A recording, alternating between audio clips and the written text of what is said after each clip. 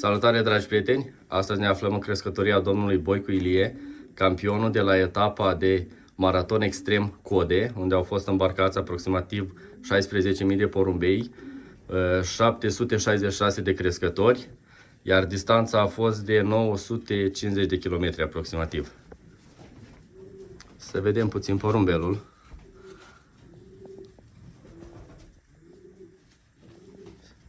Să vedem și seria. 1044 961 din 2021, mascul. Ca origine? Ca origine, porumbelul provine din crescătoria domnului Schipor Adrian, jumătate de acolo și jumătate din porumbeii mei, mascul. Tata este jumătate din porumbeii mei și mama este de la Schipor Adrian, președintele nostru. Înțeles. Iar ca metodă de zbor? Metoda de zbor care o practic și îmi place, că îmi pare foarte simplă, metoda văduvie sau separare, cum se spune, porumbeilor, și mă înțeleg foarte bine cu metoda asta. Am încercat și naturalul în trecut și nu reușesc Să o stăpâniți foarte să-l stăpânesc foarte bine, și așa că îmi pare mult mai simplu văduvia. Separat, sexy, liniște, îmi place foarte mult disciplina, liniștea, un semi-întuneric, porumbeii vin acasă, le fac un semi-întuneric și dorm fiecare pe boxele lor și e o liniște totală și asta chiar îmi place. Ce numeric ați angajat? La etapa de Code am angajat un numeric de 20 de porumbei, dintre care 6 iarlinci, și el nu am crezut, deși speram că aveam o echipă bunișoară și la Jonava și la Code, dar nu am crezut că Chiar el va face. da, că ajung aici unde am ajuns. Da, ceva extraordinar. O primă etapă de maraton extrem din zona noastră, aș putea spune. Și am înțeles că mai are un frate sau un semi-frate. Da, mai am un semifrate, tot de pe aceeași mamă, care îl joc la Jonava, el fiind la palmares As Maraton 2 ani, anul ăsta. Sperăm, și el mi-a venit a doilea porumbel pe crescătoria mea. E un porumbel foarte ambițios, un porumbel care sper că o să reușească să-mi facă palmaresul.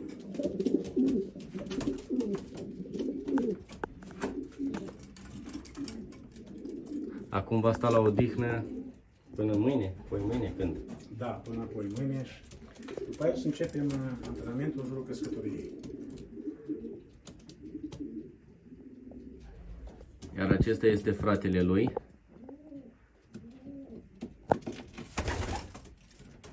Care este favorit la? As Maraton palmares 2 ani. Anul trecut ce loc a ocupat? Am trecut ocupa locul 5 județean, locul 14 provincial și locul 2 pe Club Rădăuți. Și deja la prima etapă a venit destul de bine, nu? Da, fiind al doilea porumbel pe crescătorie la mine. Este un porumbel constant, nu e chiar de vârf, dar el anul trecut a făcut cele mai bune puncte la Bărzai național. Deci aia e etapa lui. Da, etapele mai lungi, dar fiindcă el a fost concurat, să vedem ce poate, la 700 de anul trecut, au rămas pe astea scurte, maratoanele scurte. Da, dacă astea îi plac, aici l-ați jucat. Dacă puteți să ne spuneți cum a decurs pregătirea porumbelului cu o săptămână înainte de îmbarcare. Da, porumbelul trebuia să-l angajez la Bivolari, o etapă fiind de viteze. Nu l-am angajat la Bivolari. Am vrut să-i duc eu, să-i fac un antrenament la Dărăbani, Rădăuți, zona aia antrenez cel mai mult porumbei. Așa am și făcut, am avut duminică dimineață, chiar m-am trezit la ora 3, am plecat cu porumbei până la Dărăbani, constatând că plouă foarte tare la noi, o trebuie să mă reîntorc cu porumbei acasă și i-am adus înapoi acasă, i-am lansat în crescătoria mea. Urmând ca luni dimineață, se reiau din nou la ora 4, din nou am prins porumbii și am plecat la Dărăban. Deci asta dată a fost vremea bună. Da, acolo era vremea cât de cât bună, în schimb, la margine, uitându-mă pe cameră la mine, iară ploua. Oh. Dar nu ploua tare, ploua un picuț. Porumbei au plecat bine de acolo, masculii au venit stol, asta a fost marțea, lunea dimineața, după aia marți dimineață, i-am mai dus odată pentru psihicul lor până aici la 7 km. Pentru încredere. Da, pentru încredere până la Voitinel, pe exact pe deal aici la Voitinel, Da. cum îi spun eu. Și am lansat porumbei, după aia i-am lăsat acasă să odihnească, mâncare. Și cam asta a fost pregătirea lor ca și exercițiu. Ca și exercițiu. Iar ca, nu știu, mâncare sau produse, dacă vrei să Da, ne... mâncare folosesc mâncare de la Van Robayers, folosesc numărul 57, l-am amestecat 50% cu Jerry Plus de la Versele Laga până la primul fond. Am mers ca mâncare bază. Apoi am adăugat un sac de dinamic 184 de la Van Robayers, făcând 30%, 30, 33, 33 și așa mai departe. Urmând ca în ultimele zile să suplimentez cu numărul 61 de la Van Robayers, maraton. Asta a fost alimentația care au dat. În apă i-am dat, când au venit de la antrenament, de la Dărăbani, luni, a primit în apă HIP 100 cu CMK de la doctorul Brocam. Cam astea produse le folosesc la întoarce. Și pe mâncare le pun APF-ul de la doctorul Brocam. Proteina. 2-3 mese după fiecare concurs. Nu prea multe, dar anumite lucruri esențiale le folosesc ca fiecare, adică un recuperator bun, o mâncare bună, Asta este rețeta succesului. odihnă și antrenament. Și pasăre. Și calitate. Da, trebuie niște păsări. Chiar acum am, în ultimii ani, achizând de la domnul Schipor Adrian 2 femele în 2017 și în 2018, fiind din celebrul Raul, care îl are el, As Maraton Palmares 3 ani, 10 din 10 maratoane, din femeile respective au început în crescătoria mea să miște la maraton, da, pe mai multe încrucișări. Înțeles. Și acum, cireașa de pe tort a fost Code, care nu m-am așteptat, tot de acolo. Și al doilea porumbel de la Jonava, tot frate, tot de acolo, adică semi-frați. Da. Calitate. Da, să văd când niște porumbei care se trag de cor de hei, am înțeles, niște porumbei foarte, foarte ambițioși. Ambițioși și cu constanți. recuperare se recuperă foarte bine ei însuți. Se poate observa că nu sunt nici măcar 12 ore, sau sunt deja 12 ore de la sosire. Da. Că noi filmăm a doua zi și arată impecabil porumbelul. Da, porumbelul arată chiar impecabil, uitați. Chiar este impecabil. Da. Sper e primul an când reușesc și eu să scot capul, să spunem, la maraton este. Am mai avut rezultate, chiar și la fond și la maraton, dar nu am avut rezultate de genul ăsta. Rezultate care... Este un rezultat de excepție. Da. Toată lumea a așteptat etapele de maraton, mai ales astea de extrem. Extrem, da. Extrem. Da. Sincere felicitări.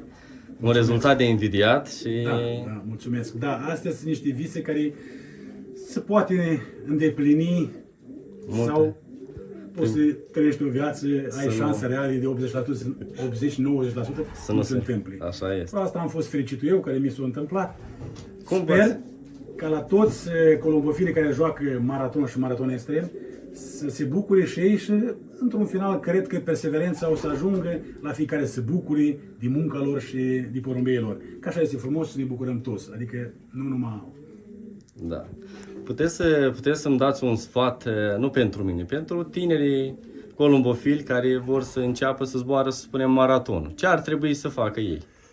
Păi sfaturi nu știu, că până acum eu am cerut sfaturi multe. Acum puteți da, că ați obținut un rezultat de invidiat. Da, dar nu cred că sunt de măsură să dau sfaturi eu prea multe, dar ceea ce am observat la mine în crescătorie anul ăsta, cu o alimentație adecvată și antrenament și porumbei de calitate, adică porumbei sănătoși în primul rând, reușești lucruri care chiar trec limita care tu crezi. Da. Asta am observat.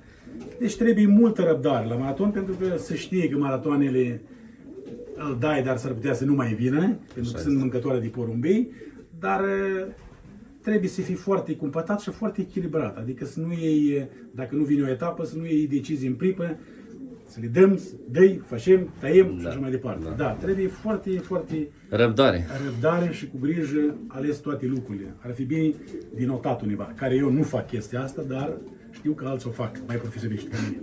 Să notăm și greșelile și...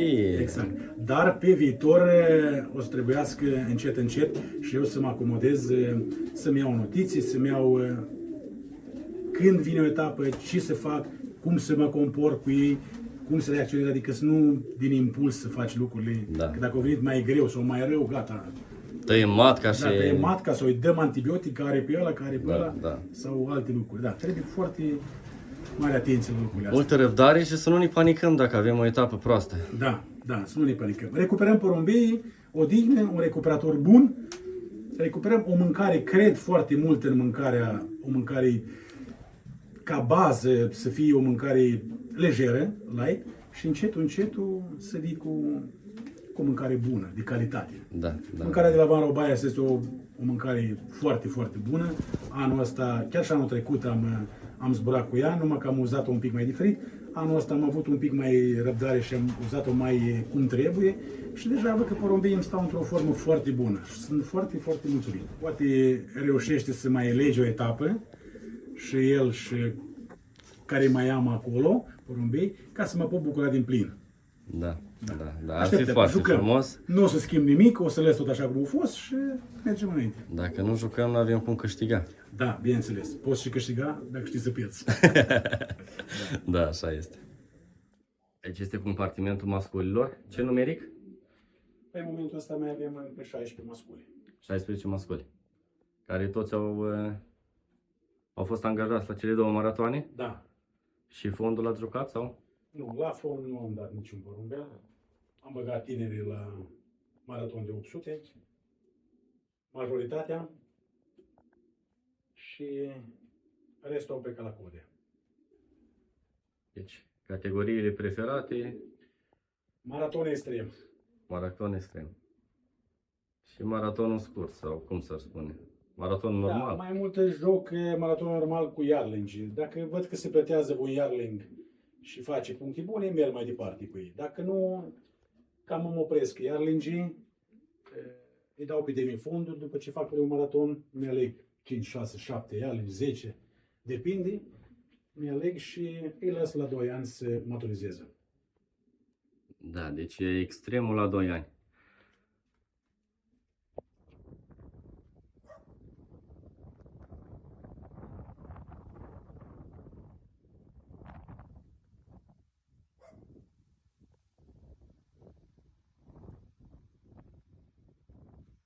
Din partea aia trebuie să vină porumbei, nu? Partea asta, când vin aici, este cu avantaj. Deasupra cireșului. Dar când vin din partea asta, porumbei e deja un plus.